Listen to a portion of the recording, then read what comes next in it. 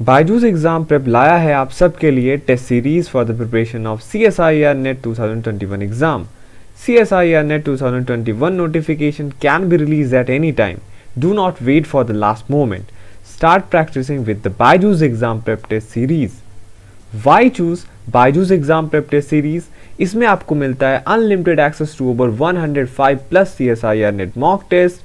All the tests have been designed by the top expert, real-time exam experiences to practice well, compete with thousands of students, detailed report card for the self-evaluation, covered all exam in CSIR NET category. So why are you waiting? आज ही start करें अपना practice with Byju's exam prep test series. Links are in the description below.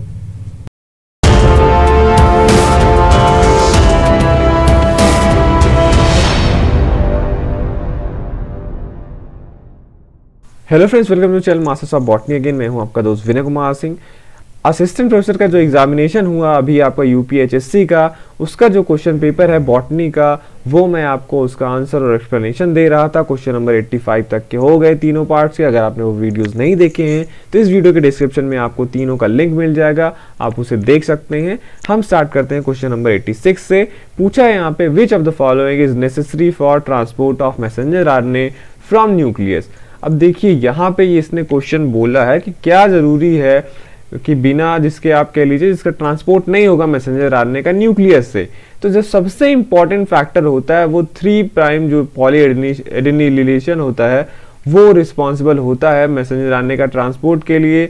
लेकिन एक चीज ये भी है कि बिना स्प्लाइसिंग के भी जो होता है मैसेंजर आरएनए का ट्रांसपोर्ट न्यूक्लियस से नहीं होता है, क्योंकि स्प्लाइसिंग जो स्प्लाइसोसोम होता है वो स्प्लाइसिंग के साथ साथ जो है मैसेंजर आरएनए रिटेंशन का काम भी करता है न्यूक्लियस में। पर अगर आप मोस्ट उस पे जाएंगे, जो परफेक्ट आंसर होगा वो 3 प्राइम पॉलीएडेनेशन का ही होगा, लेकिन स्प्लाइसिंग भी सही है आंसर इसका।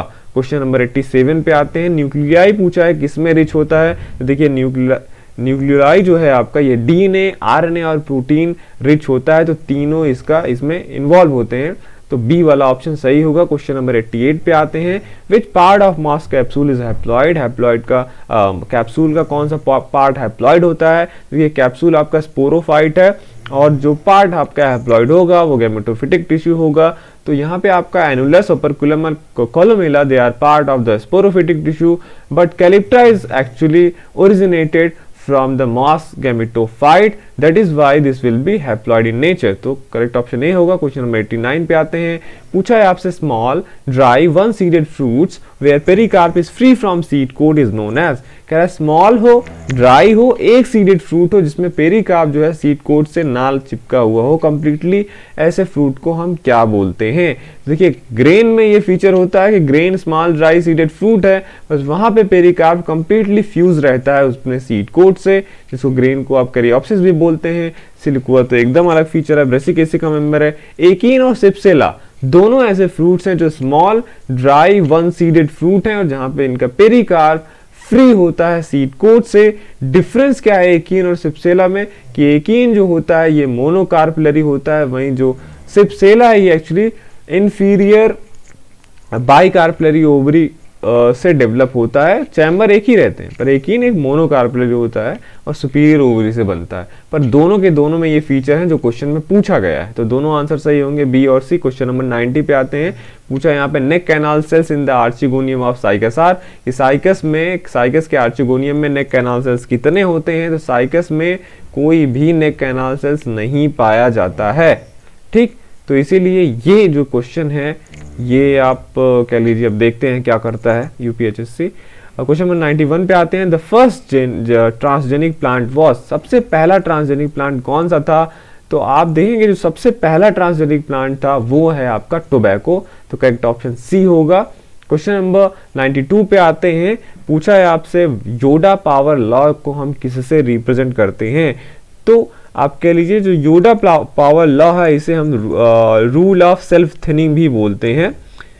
ये जो होता है एक एवरेज है, ये रिलेट क्या करता है, एवरेज प्लांट बायोमास को डेंसिटी से रिलेट करता है व्हेन डेंसिटी डिपेंडेंट मोर्टेलिटी होती है, ठीक। मतलब कि ये कहता है कि प्लांट्स में अगर डेंसिटी ज़्यादा होगी तो प्लांट क्या होता है, सेल्फ थिनिंग करते हैं, और इसको हम रिप्रेजेंट किससे कहते हैं, -3/2 से। डी वाला ऑप्शन करेक्ट होगा। क्वेश्चन नंबर 93 पे आते हैं। The pyramid of number in grassland ecosystem will be, कह रहा है पिरामिड का नंबर जो है ग्रासलैंड इकोसिस्टम में कैसा होगा। ये भी बहुत पॉपुलर क्वेश्चन है, लगातार पूछा जाता है। Pyramid of energy, pyramid of biomass and pyramid of number. वहीं अगर ग्रासलैंड इकोसिस्टम की बात करें तो जो प्रोड्यूसर्स होते हैं ग्रासलैंड इकोसिस्टम में लाइक ग्रासेस, वो बहुत ज़्यादा नंबर में होते हैं। तो जब कोई चीज़ पहले ही प्रोड्यूसर से सबसे ज़्यादा नंबर में होंगे तो जो बेस होता है काफ़ी बड़ा होता है, और ऐसा जो आपका पिरामिड बनेगा वो बनेगा आपका अपराइट। क्वेश्चन नंबर 94 पे आते हैं। Flowers of family Liliaceae are, Liliaceae family के फ्लावर्स कैसे होते हैं। तो the very first thing is they are trimerous in nature. अब एपिगाइनस होगा कि हाइपोगाइनस, तो अगर एपिगाइनस होगा, मैंने आपको बताया था पिछले ही वीडियोस में, इसी के पार्ट में क्वेश्चन पूछा गया था कि epigynous means ovary inferior, and अगर फ्लावर क्या है हाइपोगाइनस है दैट मींस ओवरी सुपीरियर, और लिलिएसी में जो ओवरी है वो सुपीरियर पाई जाती है। इस वजह से ऑप्शन नंबर डी करेक्ट होगा। क्वेश्चन नंबर 95 पे आते हैं। सेंसर मैकेनिज्म पूछा था कि ये किस सीड डिस्पर्सल का एक मैकेनिज्म है, सेंसर मैकेनिज्म, जहां पे विंड या बारिश के तेज आप कह लीजिए उसकी वजह से जो होता है सीड्स डिस्पर्ड हो जाते हैं फ्रूट से। ये किस में पाया जाता है, तो ये पेपावरेसी जो फैमिली है उसका फीचर है ये, उसमें sensor mechanism of seed dispersal पाया जाता है, और वहाँ का एक रिप्रेजेंटेटिव मेंबर आपका पेपावर यहाँ पे है। तो यही करेक्ट ऑप्शन होगा ए, पेपावर। क्वेश्चन नंबर 96 पे आते हैं। कंट्रांसिया स्टेज किस में पाया जाता है, किसके लाइफ साइकिल में। अब देखिए जो आपका कंट्रांसिया स्टेज है, पहली बात तो कार्पोस्पोर पे आते हैं। कार्पोस्पोर नेक्ड और नॉन मोटाइल स्ट्रक्चर्स होते हैं, वो हैप्लॉइड भी हो सकते हैं, डिप्लॉइड भी हो सकते हैं। ये हैप्लॉइड बैट्राकोस्पर्म में होते हैं और पॉलीसाइफोनिया में डिप्लॉइड होते हैं। ठीक, अब ये जो होता है, जो पॉलीसाइफोनिया में होता है, ये कार्पोस्पोर डर्मिनेट करते हैं, टेट्रास्पोरोफाइट बनाते हैं पॉलीसाइफोनिया में। वहीं जो बैट्राकोस्पर्म है उसमें एक कंट्रांसिया स्टेज बनाते हैं। ठीक है, अब कंट्रांसिया का मतलब जो कार्पोस्पोर डेवलप होता है वो एक दूसरा एक एल्गी है कंट्रांसिया, उसके जैसा लगता है देखने में, इसलिए उसको कंट्रांसिया स्टेज बोलते हैं, और ये बैट्राकोस्पर्म में मिलता है। क्वेश्चन नंबर 97 पे आते हैं।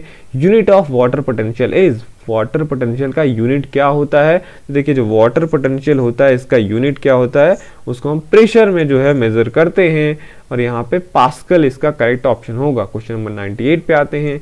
Which type of ovule is found in Opuntia. देखिए ओव्यूल के कई टाइप होते हैं, आइनाट्रोपस, आर्थोट्रोपस, एम्फीट्रोपस, हेमीट्रोपस, सर्सिनोट्रोपस। सर्सिनोट्रोपस जो है कैरेक्टरिस्टिकली अपुंशिया के ओव्यूल में आपको देखने को मिलता है, तो इसलिए करेक्ट ऑप्शन क्या होगा इसका बी। क्वेश्चन नंबर 99 पे आते हैं। Number of ATP and NADH2 produce during photo respiration. और देखिए यहाँ पे फोटो रेस्पिरेशन से 2 क्वेश्चन पूछा गया था इस पेपर में, और यहाँ पे पूछा है ATP और NADH2 कितना निकलता है। तो आप देखेंगे पहली बात तो जो आपका ये है फोटो रेस्पिरेशन, यहाँ पे 3 ऑर्गेनेल इन्वॉल्व होते हैं, ये भी कई बार पूछा जाता है, क्लोरोप्लास्ट, पैराक्सिसोम एंड माइटोकॉन्ड्रिया। अब जो आप देखेंगे इसमें से क्या क्या प्रोडक्ट्स निकलते हैं, तो यहाँ पे आप देखेंगे क्या है, ग्लाइकोलेट तो बनता ही है क्लोरोप्लास्ट में, फिर ग्लाइकोलेट से H2O2 बनता है, ग्लाइसिन बनता है, ठीक है, वहाँ पे आपका NADH भी लिखा है कि बनता है, पर आपका ATP जो है यहाँ पे नहीं बनता है। ठीक है, तो ये क्या होगा, 0 and 0 ही होगा, ये और कोई ऑप्शन में है नहीं, तो 0 and 0 इसका करेक्ट ऑप्शन होगा। क्वेश्चन नंबर 100 पे आते हैं। म्यूरिफॉर्म कोनेडिया किस में मिलता है। तो देखिए म्यूरिफॉर्म का मतलब ब्रिक, ब्रिक मतलब ईंट आप समझते हैं, उसी के जैसा, जैसे आप देखते हैं कोई भी जो वो होते हैं वो करते हैं, बिल्डिंग्स बनाते हैं, तो उसमें ईंट जैसे एक अल्टरनेट पोजीशन पे लगाया जाता है, वैसे ही आपका दिखता है अल्टरनारिया का कोनेडिया, और इसको ही म्यूरिफॉर्म बोलते हैं, और ये अल्टरनारिया में मिलता है, तो इसका करेक्ट ऑप्शन क्या होगा, बी होगा। तो ये था आपका UPHSC बॉटनी का जो पेपर हुआ असिस्टेंट प्रोफेसर का, उसका पूरा क्वेश्चन नंबर 31 से लेके 100 तक का आंसर और एक्सप्लेनेशन। होप कि ये इससे आप जो है अपना जो है मार्क्स जो है डिसाइड कर सकते हैं, और ज़्यादा इसमें गलतियां नहीं हैं, इसके लिए मैं आपको श्योरिटी देता हूं, आप अपना मार्क्स आराम से इससे कैलकुलेट कर सकते हैं। जीके का भी मैं देखता हूं, वो भी मैं डाल देता हूं अपने चैनल पे, जिससे आप अपना पूरा जो है मार्क्स कैलकुलेट कर सकते हैं। देखते रहिए आप अपना channel masters of botany. Thank you for watching this video.